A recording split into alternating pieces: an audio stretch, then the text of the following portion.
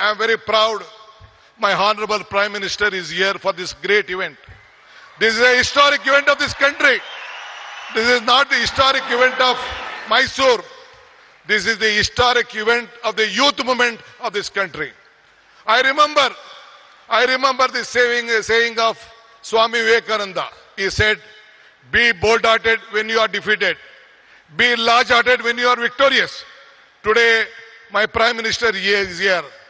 I am requesting him on behalf of the government of Karnataka and all of you, you should be very bold-hearted to help us, help Karnataka, save Karnataka, because the entire world is looking at India and Karnataka through Karnataka and Bangalore.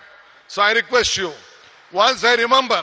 This video is presented by OSM Group. आपके घर की quality construction, premium interiors और best building materials के लिए OSM रहेगा आपकी best choice. Free consultation के लिए जरूर विजिट करें OSM ऑफिस।